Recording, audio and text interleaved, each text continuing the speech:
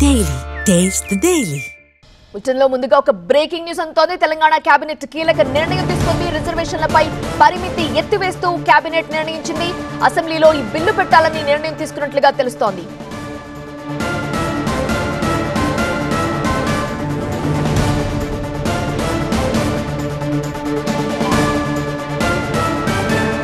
Telangana cabinet ఒక కీలక నిర్ణయం తీసుకుంది. బ్రేకింగ్ వార్త మనం చూస్తున్నాము. రిజర్వేషన్లకి సంబంధించి ఆ నిర్ణయం అది.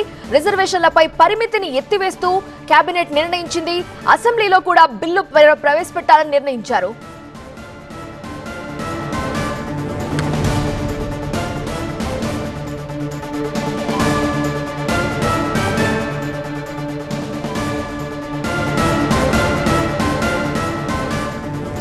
రిజర్వేషన్ల కోటా పరిమితిని ఎత్తివేస్తూ కేబినెట్ కీలక నిర్ణయం తీసుకుంది. అసెంబ్లీలో బిల్లు పెట్టాలని వాళ్ళంతా నిర్ణయించినట్లుగా అర్థమవుతోంది. బ్రేకింగ్ న్యూస్ మనం చూస్తున్నాము. రిజర్వేషన్లకి సంబంధించి పరిమితిని ఎత్తివేయాలి, ఆ కోటాకి సంబంధించి పరిమితిని ఎత్తివేయాలని నిర్ణయించినట్లు తెలుస్తోంది. పూర్తి వివరాలు ఇచ్చడానికి మా ప్రతినిధి ప్రభాకర్ ఫోన్ లైన్ లో సిద్ధంగా ఉన్నారు. ప్రభాకర్, కొద్దిసేపటి క్రితమే కేబినెట్ చాలా కీలకమైన నిర్ణయాన్ని తీసుకుంది.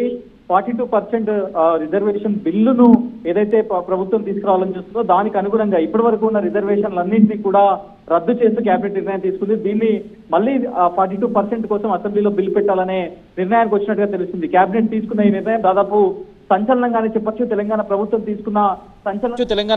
తీసుకున్న సంచలన నిర్ణయంగానే చెప్పొచ్చు.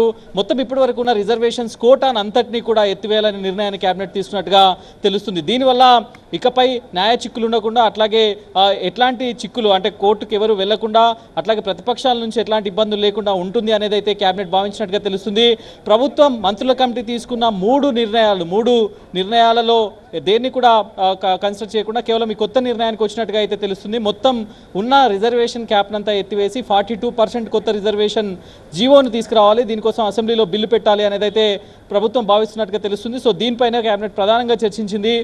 ఈ నెలాఖరు నాటికి ఎలక్షన్స్ నిర్వహించాల్సిన పరిస్థితుల నేపథ్యంలో ఈ నిర్ణయాన్ని తీసుకున్నట్టుగా తెలుస్తుంది. ఎట్టి పరిస్థితులలో కూడా అంటే ఇప్పటికే కర్ణాటక హైకోర్టు గైడ్ లైన్స్ ఉన్నాయి.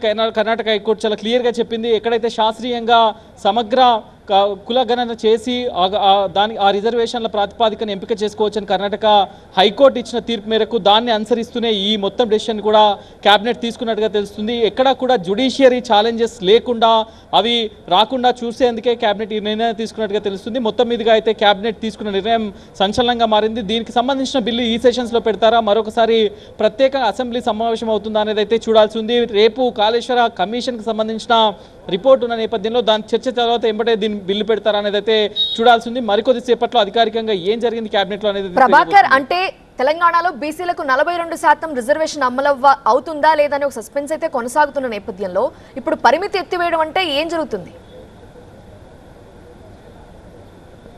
రైట్, ఇప్పటివరకు ఉన్న పరిమితి ఏదైతే సుప్రీంకోర్టు 50% క్యాప్ ఉందో, సీలింగ్ క్యాప్ రిజర్వేషన్లు 50% మించకూడదు అని ఏదైతే ఉందో దానికి అనుగుణంగానే ఇక్కడ జనాభా ప్రాతిపాదికన రిజర్వేషన్స్ ఇవ్వాలని ప్రభుత్వం ముందు నుంచి కూడా చెప్పింది. దీనికి సైంటిఫికల్గా, టెక్నికల్గా ఎట్లాంటి స్టేజెస్ అవసరమో అవన్నింటినీ కూడా కంప్లీట్ చేసింది. అది డెడికేషన్ కమిషన్ ఏర్పాటు చేయడం కావచ్చు, లేకపోతే సర్వే చేయడం కావచ్చు. ఇవన్నీ చేసి ఇప్పుడు రాష్ట్రపతి దగ్గర అసెంబ్లీలో బిల్లు పెట్టి రాష్ట్రపతికి గవర్నర్కి పంపించారు.